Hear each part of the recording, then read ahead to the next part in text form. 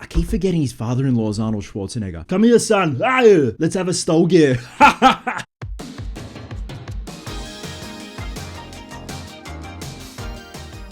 Hey guys, welcome back to a brand new video here on the channel. Today, it's a cheeky little movie review for Netflix's The Electric State, directed by the Russo Brothers. We also have two writers on board that in the past have written Captain America. We've also got Avengers Infinity War, Avengers Endgame. So it seems like we're in pretty good company. Now, as most of you know, if you followed my adventures last week, I was in LA for the global premiere and also the press junket where I got to interview Giancarlo Esposito and Ki-Hu Kwan. So that interview is probably going to be up before this review. I think this is due out on the 7th when the embargo officially lifts, and then it hits Netflix on I think the 14th of March. Now, The Electric State is based on a book. Now, it has a lot more darker tones, and I'm going to address that in regards to the tone of this film.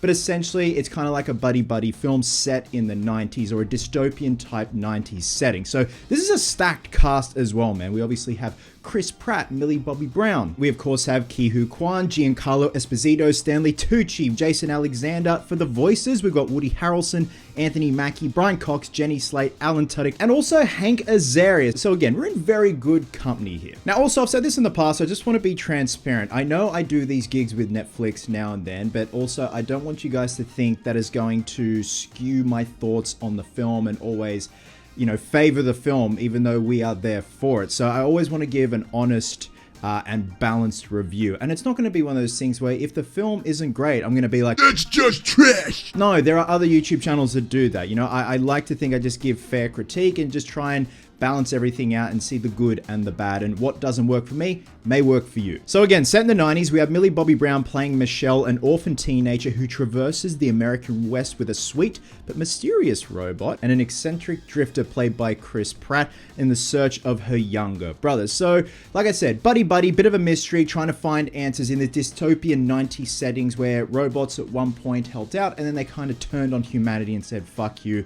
So they're kept at afar, and also if you are caught with a robot, you can be arrested and go to jail. Now, the film is also kind of like an analogy for us being on our screens all the time, because there are those visor things that they wear in the film that I actually got to wear, which was really cool and squished my fucking nose beyond recognition. But yeah, even back in the 90s, it's kind of saying, well, we're on screens all the time. We have a lot of screen time. So what's that all about? So here's what I love about the film. I think this is definitely some of the best VFX I've seen in a long time when it came to the robots. There were certain points where I'm like, oh, that's a practical robot. You can see the way the light refracts everything off certain portions of a robot, especially Cosmo, the yellow-headed robot that we see in the film that plays a big part in the storyline. But no, apparently majority of the robots were VFX. Like, for the most part, they had a lot of beautiful practical sets, which was great to see, and I got to talk to the Russos about that.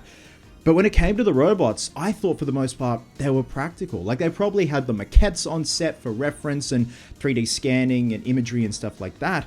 But this is some of the best VFX I've seen in a long time, which is no surprise because the budget for this is 320 million USD. I nearly said thousand, but no, it's not that low. It's that big. I think just the setting as well, the dystopian 90s look, the barren desert wastelands, kind of like post-apocalyptic. It's a beautiful looking film, and the design of the robots too, each having their individual personalities. I really like that. When it came to the chemistry with Millie Bobby Brown, Chris Pratt, you know, he's kind of a shykester, a hustler, very reminiscent to Star-Lord, and his buddy voiced by Anthony Mackie is very reminiscent to Rocket Raccoon. So it was kind of hard to disconnect those parallels right there. And Chris Pratt plays a good cheeky bastard. Like, whether he's typecast or not, whether he likes it or not, he always plays a good grifter, a good shykester, a good con artist, but with a heart of gold, and we all love him for it. I keep forgetting his father-in-law is Arnold Schwarzenegger. Come here, son.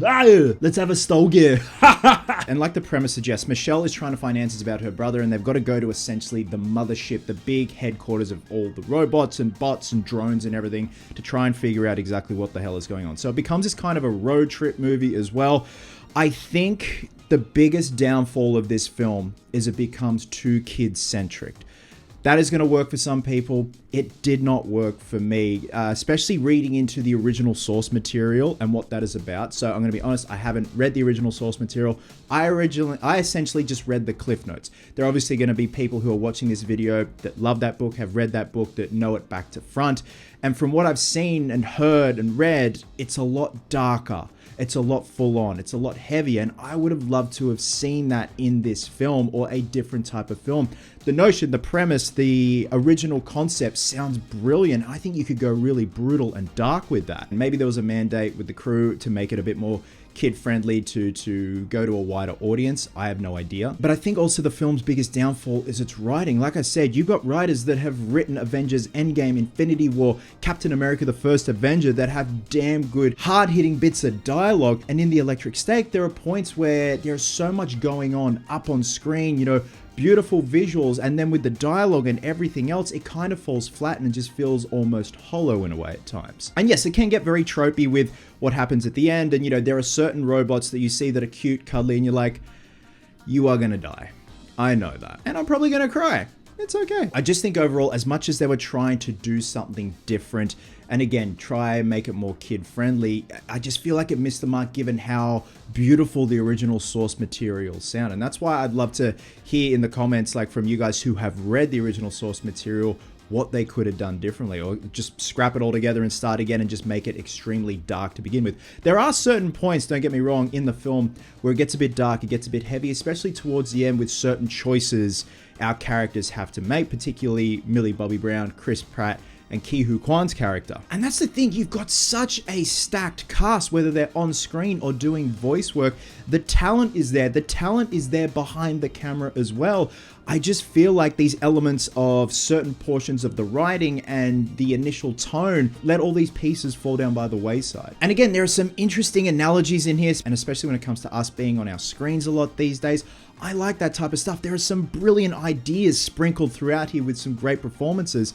I just think when the writing isn't there and seems almost like a hollow husk of what should be something that hits us in the feels and makes us feel something, and I don't know, that it's tough. It's really tough. The Russos said that this film has been in development for like several years. I don't know if it was a back and forth with the original writer of the original source material, or it was just trying to make sure that the VFX was going to be on point, because this was produced by their company Agbo, so they've had a big hand in this, and they're trying to do original IP. So I think that's why they're branching out, trying to see what they can find in terms of original IPs based on books and stuff like that. And on paper, this sounds damn fun. And there are points again where there's a bit of downtime with our characters and we get a bit of exposition dumping, a little bit of heart here and there. But I think because there are so many similarities with, say, like Guardians of the Galaxy, it's one of those things for me where been there, done that. I want to see something a bit more original and a bit more darker and a bit more heavier with those adult themes. So I understand we're trying to cater to a wider audience, you know, more eyes on this thing.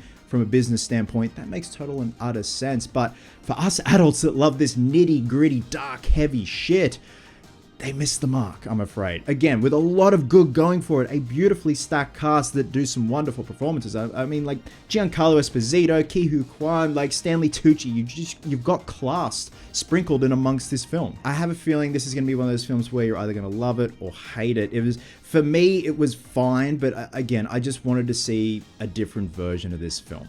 With that, I'm going to be giving The Electric State 2.5 Billy Bass Fishes out of 5.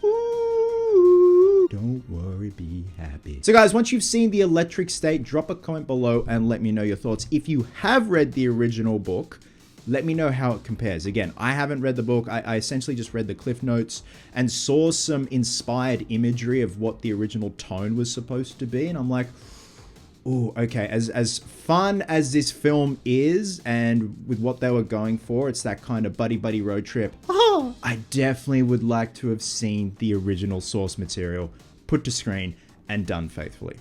Love you guts, and I'll catch you in the next one.